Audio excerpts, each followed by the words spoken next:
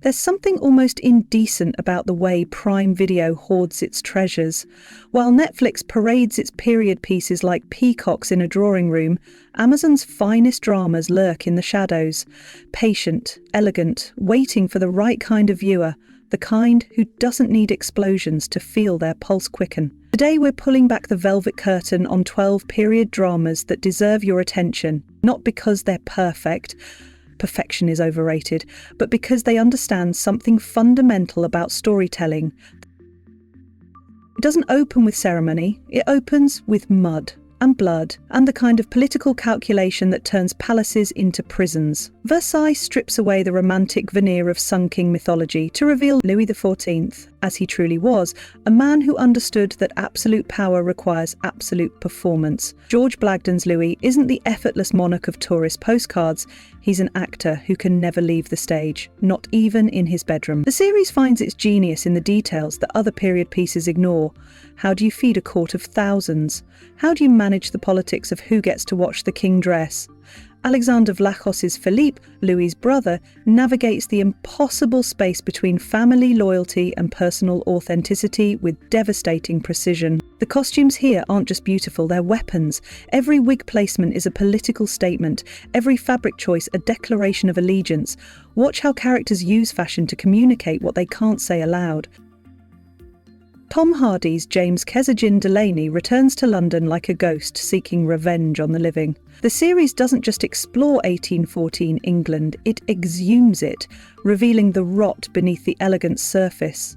Hardy creates a character who embodies colonial trauma made flesh, a man shaped by violence who brings that violence home to roost. The East India Company becomes a metaphor for capitalism's inherent brutality, while London itself transforms into a maze of moral compromise where survival requires constant negotiation with evil. Kindness isn't naive. It's a choice made with full knowledge of how cruel the world can be. All creatures great and small returns to the Yorkshire Dales of the 1930s. But this isn't nostalgic escapism, it's a meditation on what it means to care for living things in a world that seems determined to break them. Nicholas Ralph's James Herriot arrives at Skeldale House with London Polish and discovers that real veterinary work is less about medical brilliance and more about understanding that every animal's life matters to someone. His gentleness isn't weakness, it's revolution. Samuel West's Sigrid Farnan could have been a caricature of eccentricity. Instead, West creates a man whose quirks mask profound loneliness, whose medical expertise can't heal his own wounds. Watch him in the quiet moments between patients. That's where the real performance lives. Perfection is exhausting. Midge Maisel makes it look like performance art. Rachel Brosnahan doesn't just play Midge, she inhabits her with such specificity that you forget you're watching acting. Every gesture feels lived in, from the way she applies lipstick like Mama to how she uses humour as both weapon and shield. The show's period details aren't just decoration, they're character development. The way clothes fit, the rhythm of speech, the unspoken rules that govern every interaction. Amy Sherman Palladino creates a world so tactile you can feel the fabric, but beneath the rapid-fire dialogue and meticulous production design lies something raw.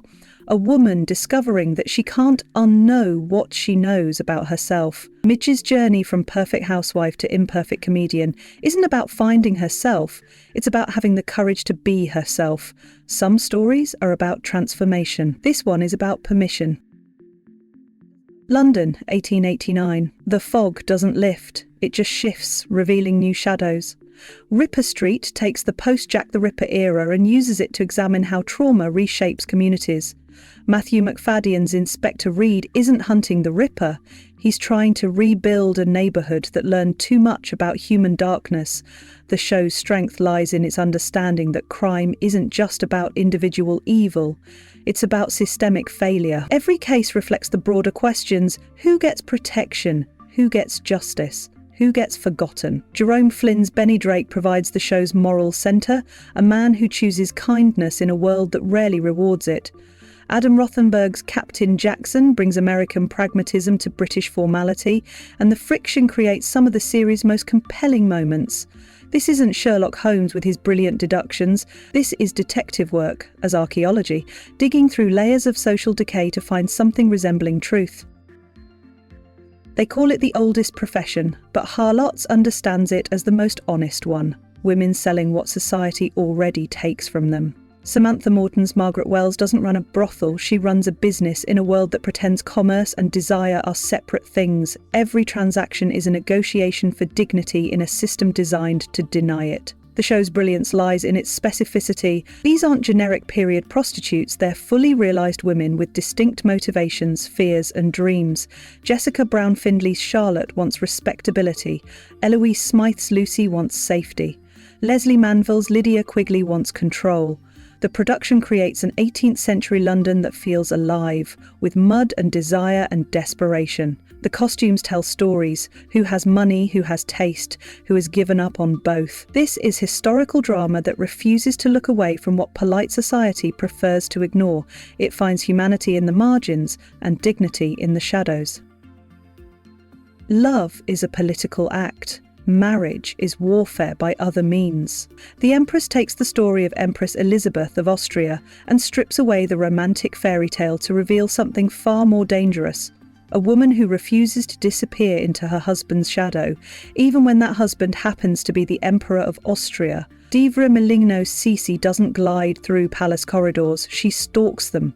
All restless energy and barely contained rebellion. This isn't the ethereal empress of other adaptations, but a woman who understands that royal marriage is a gilded cage, and she's looking for the exit. Philippe Froissart's Franz Joseph starts as the perfect imperial husband and slowly reveals the man trapped inside the crown. Their chemistry crackles because it's built on mutual recognition of imprisonment, his by duty, hers by expectation. Power in the details other period pieces gloss over. The suffocating ritual of court presentation, the way every meal becomes a performance, how even private moments are choreographed by protocol. Time travel is just the excuse. The real journey is watching Claire Fraser navigate worlds that want to reduce her to wife, witch or whore, and her absolute refusal to be contained by any of them. Catriona Balfe's Claire could have been a fish-out-of-water comedy. Instead, she's a masterclass in adaptation without assimilation. She learns to speak the language of the 18th century while maintaining the vocabulary of her own strength.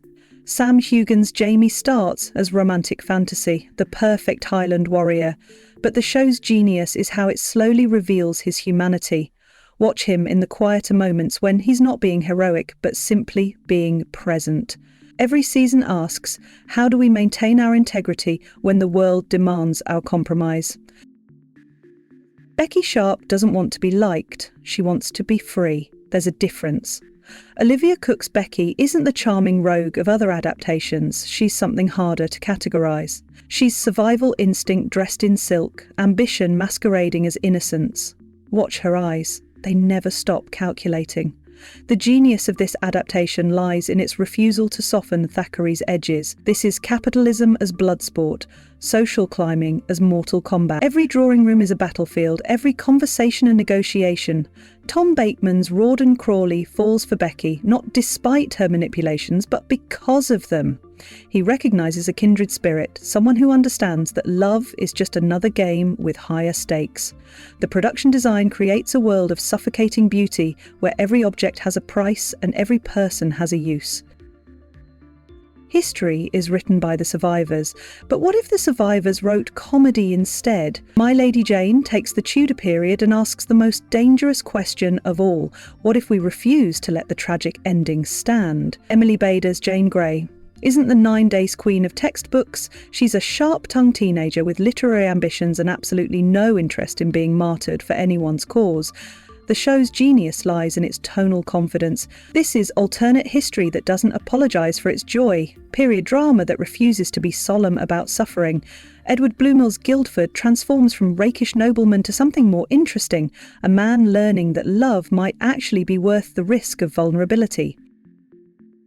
Henry VIII as you've never seen him, young, athletic and absolutely terrifying in his casual cruelty.